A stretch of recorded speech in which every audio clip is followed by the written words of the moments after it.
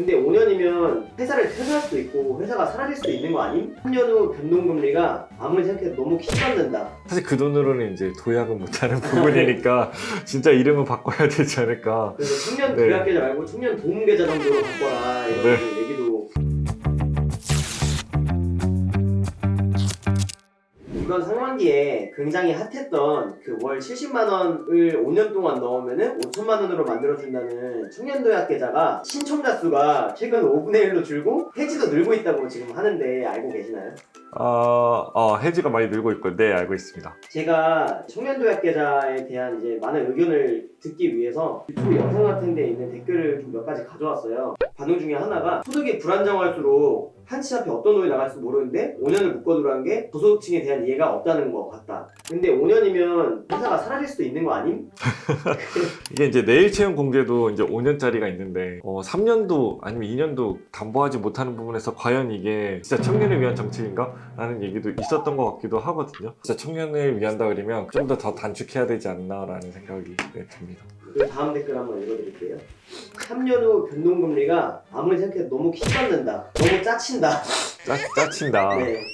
사실 좀 궁금하기는 해요. 이게 정하면은 딱 정했으면 좋겠는데 왜 또 3년 동안은 고정금리였다가 2년은 또 변동금리일까? 이게 시장에 따라서 이제 금리가 높아질 수도 있고 낮아질 수도 있는 건데 진짜 이게 변동금리니까 아무도 이거를 예측을 할 수가 없는 거잖아요. 짜친다라는 표현이 너무 내 마음에 와닿는 표현인 것 같아요. 댓글 중에 이런 게 있었어요. 800만 원으로 인생 도약 못함. 차라리 엔비디아 5년 매월 받고 1000% 먹겠습니다. 이런 댓글이 있었는데 근데 5년 동안 800만 원이면 어떻게 생각하시나요? 사실 그 정도의 어떤 금리로 생각한다 그러면 되게 괜찮은 상품일 수도 있기는 한데 사실 그 돈으로는 이제 도약은 못하는 부분이니까 진짜 이름은 바꿔야 되지 않을까. 그래서 청년 네. 도약 계좌 말고 청년 도움 계좌 정도로 바꿔라 이런 네. 얘기도 있었습니다.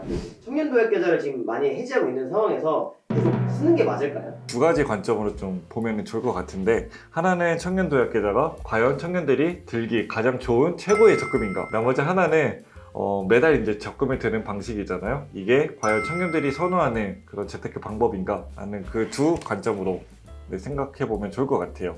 그래서 두 가지 적금을 좀 비교해 보면 좋을 것 같은데 신한청년 저축왕 적금, 나머지 하나는 K뱅크의 코드K 자유적금입니다. 다만 이제 알아두실 거는 신한청년 저축왕 적금은 너무 인기가 좋아서 빨리 완판된 그런 적금이어서 일단 그렇다 하더라도 왜 그러면 이게 빨리 완판됐는지 관점으로 보면 좋을 것 같아요. 5가지 포인트로 해서 비교를 해보면 좋을 것 같습니다. 먼저 금리를 보면 그래서 이제 3년 동안 가입했을 때 좀 비슷하거나 아니면 저축왕이 조금 더 좋은 부분이 있죠. 우대금리를 둘 다 주는 부분인데도 미세하게나마 저축왕이 좋다 얘기할 수 있을 것 같아요. 그리고 가입 기간도 같은 금리라 그러면 짧은 기간에 받는 게 더 좋은 거죠. 네, 저축왕이나 코드K가 더 좋다라고 할 수 있습니다. 가입 조건도 보면은 청년도약계좌는 소득이라든가 그 나이대가 한정되어 있는데 코드K 같은 경우에는 17세 이상이면 되는 부분이어서 코드K가 좋다. 저축 한도 같은 경우에는 청년도약계좌가 70만 원으로 크고 그다음에 나머지 이제 혜택 부분에서도 소득에 따른 또 기여금도 많이 주는 부분이기 때문에 이 부분에 이제 청년도약계좌가 좋다고 말할 수 있을 것 같아요. 저는 일단 그렇게 생각합니다. 소득이 낮을수록 청년도약계좌가 유리할 것 같다. 이렇게 이제 단순히 비교해봤을 때만 하더라도 시중에 있는 은행의 적금이랑 큰 차이가 없죠. 그랬을 때 이제 청년들에게 적금은 최고의 재테크 방법인가 라는 부분으로 연결시켜서 좀 생각해보면 좋을 것 같아요. 각자마다 이제 저축하는 방식, 재테크를 이제 하는 방식이 다 다를 것 같아요. 각자 이제 성향에 맞게끔 하는 게 이제 제일 중요할 것 같은데 청년도약 계좌는 장기 적금을 선호하고 목돈을 만들고 싶으신 분들이라고 하면은 꼭 한번 고려해 보면 좋을 그런 계좌라고 생각을 합니다. 그런 부분에서 이제 자신에게 유리한지 아닌지 좀 판단을 꼭 해보셨으면 좋겠고요. 또 오늘 제가 이제 전달드린 내용, 청년도약 계좌에 대한 의견이 있으시면은 댓글로 같이 또 소통하면 좋을 것 같습니다.